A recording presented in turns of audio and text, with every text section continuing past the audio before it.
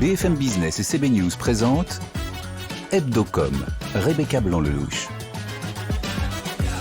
On se retrouve aujourd'hui pour une formule d'Hebdocom un peu spéciale et on va s'intéresser au magazine Elle et ses ambitions dans la diversification. Mais d'abord, on commence avec le journal de Julien Casqui. BFM Business, Hebdocom, le JT de la com. Bonjour Julien. Bonjour Rebecca, bonjour à tous. Et alors on commence avec Carrefour qui s'allie à Publicis dans le retail média. Et oui, les deux groupes créent une co-entreprise qui va être lancée en Europe et en Amérique latine en 2023.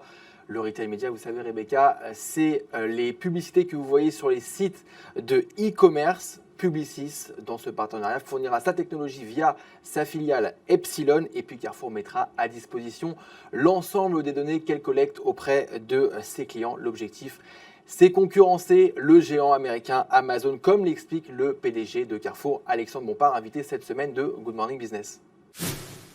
C'est un marché où le premier prend tout. Donc aux États-Unis, ils sont deux premiers, Amazon et Walmart. On va ensemble attaquer le marché européen du retail média, aller commercialiser nos solutions à d'autres industries et ainsi créer une activité, pour répondre à la dernière partie de votre question, qui est une activité à marge plus élevée que dans notre métier de base, qui s'appuie sur la richesse qu'elle a donnée, avec évidemment des règles de protection de la privacy qui sont très fortes, mais c'est le projet de développement que nous avons avec Publicis. Et on continue avec Banijé qui lâche Magali Berda. Le groupe sort Shona Evans de son capital. Eh oui, c'est une agence qui est en pleine tourmente en ce moment. Alors, deux raisons à cette sortie. La première raison, c'est que Magali Berda a arrêté de travailler avec des marques qui faisaient des partenariats liés à du dropshipping. Vous savez, le dropshipping, c'est le fait d'importer des produits de Chine en Europe et de les vendre bien plus cher que leur coût d'achat, ce qui a divisé par 3 le chiffre d'affaires de Magali Berda. Et puis, autre raison, Banijé a appris dans la presse cette semaine que Magali Berda n'avait tout simplement plus le droit de gérer une entreprise à cause d'une condamnation en 2019. Et on poursuit avec YouTube qui revendique plus de 80 millions d'abonnés à ses offres payantes YouTube Music et YouTube Premium. Sur la musique, YouTube n'est pas encore au niveau de Spotify, mais il affiche la plus forte progression du secteur musical. Plusieurs explications à cette croissance, des partenariats mondiaux ou encore des diffusions exclusives d'artistes. YouTube souhaite devenir le leader mondial du streaming. On finit avec Danone qui devient partenaire des Jeux Olympiques 2024. Le montant de ce partenariat n'a pas encore été dévoilé. Cette opération constitue une bonne nouvelle pour le comité d'organisation des Jeux qui a bouclé 70% des contrats de sponsoring. L'objectif est de 80% d'ici la fin de l'année. Merci Julien et à la semaine prochaine. On accueille tout de suite notre invité. BFM Business, Hebdocom, l'invité média. Le magazine Elle existe donc depuis presque 80 ans. Le magazine sort 300 000 exemplaires chaque semaine et compte 10 millions d'impressions sur le digital chaque mois. Florence Besson, bonjour. Bonjour. Vous êtes rédactrice en chef de la diversification du magazine Elle. Vous organisez un bon nombre d'événements. Vous avez plusieurs déclinaisons comme le Elle Zen, le Elle Campus, le Elle S'engage ou encore le Elle Active qui organise d'ailleurs un forum le 18 novembre prochain. C'est un partenariat avec L'Oréal Paris au programme des conférences, des ateliers, du coaching. Qu'est-ce qu'il y a de prévu précisément pour ce forum Elle Active la semaine prochaine ? On va faire un grand point sur la situation des femmes dans leur vie professionnelle aujourd'hui. Et vous savez à quel point c'est absolument capital. Dans les 10% des salaires les mieux payés, il y a 80% d'hommes et 20% de femmes. Il y a 85% selon un sondage IFOP qu'on avait fait faire l'année dernière des femmes qui sont déçues de leur vie professionnelle. Donc les aider, ça a toujours été capital pour le magazine. Même justement, vous parlez de la naissance du magazine en 1945. Françoise Giroud, qui était notre première rédactrice en chef, dans le Courrier du Cœur, elle disait « Si vous avez le moindre problème, travaillez, travaillez, travaillez ». Donc le travail, c'est l'émancipation, c'est la prise de parole, c'est le pouvoir, c'est forger un monde qui nous ressemble.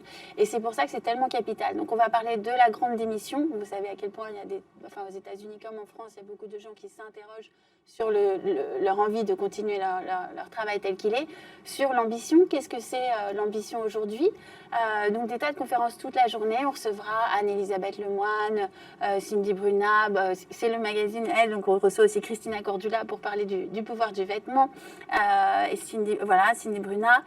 Et puis il y aura aussi donc des tas d'ateliers pour les femmes qui souhaitent entreprendre leur propre entreprise et qui n'osent pas parce qu'elles ont un manque de confiance en elles flagrant. Il y a énormément de biais inconscients chez les femmes. Pour celles qui veulent trouver leurs envies profondes, pour celles qui veulent aussi s'affirmer, demander une augmentation. Je ne sais pas si vous êtes arrivé, mais moi jamais, par exemple. Et Christine Lagarde, qui était venue au magazine, avait dit, c'est incroyable, dans ma vie, j'ai jamais vu une femme demander une augmentation. Et puis la nouveauté, pardon, c'est ça que vous me demandiez, la nouveauté, c'est qu'on a fait un corner aussi, un espace santé mentale où les femmes peuvent aller se confier, rencontrer des psys pour pouvoir parler des signes du burn-out, de l'isolement, de la charge mentale qui a été croissante cette année avec le Covid et avec le télétravail. Et alors, combien de personnes attendez-vous et qui sont ces femmes? Est-ce que vous attendez des hommes? Alors, est-ce qu'on attend des hommes? Parmi les intervenants, bien sûr, il y a des hommes. On aimerait beaucoup que des hommes viennent, ils sont les bienvenus. C'est toute la journée du 18, donc de 8h à 18h. Et donc, on attend 1500 personnes environ.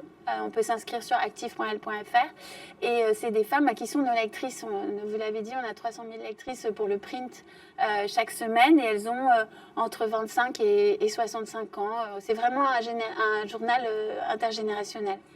Vous pouvez nous parler un petit peu de l'organisation et puis voilà, on est sur BFM Business, donc peut-être nous transmettre un peu les clés du business model de ce genre d'événement. Alors le business model, c'est que d'abord, ces événements, on les fait beaucoup parce qu'on a envie d'être là auprès des femmes. C'est important aussi, c'est de la communication.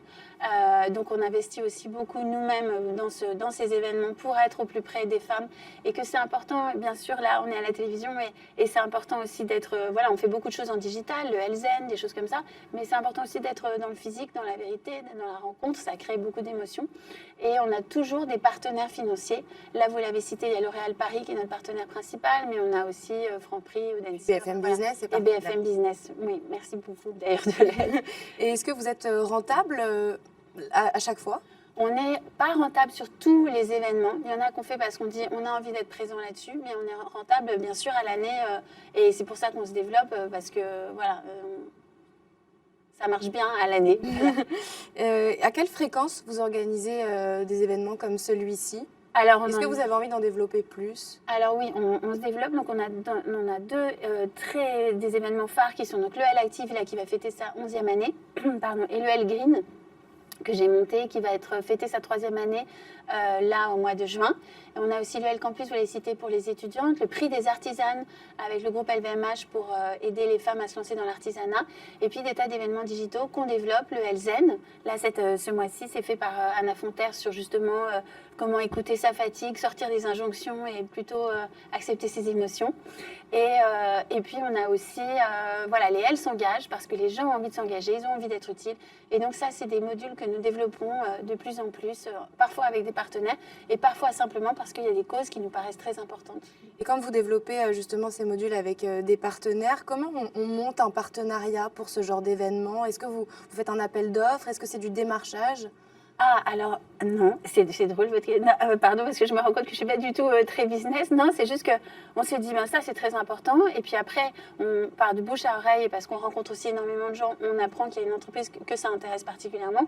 Et donc, on se parle, et c'est énormément c'est plutôt, je dirais, des choses du réseau et des ententes personnelles entre les gens aussi. L'Oréal, ils sont nos partenaires depuis tellement d'années.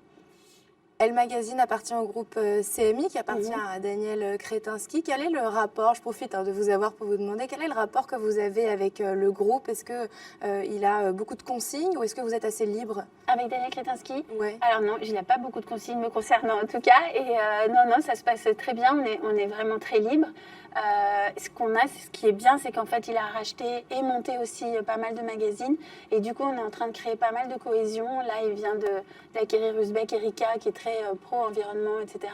Et donc, nous, on va aussi comme on est déjà positionné là-dessus, on va essayer de faire des choses ensemble. Donc, c'est assez chouette de pouvoir, au contraire, créer des choses ensemble.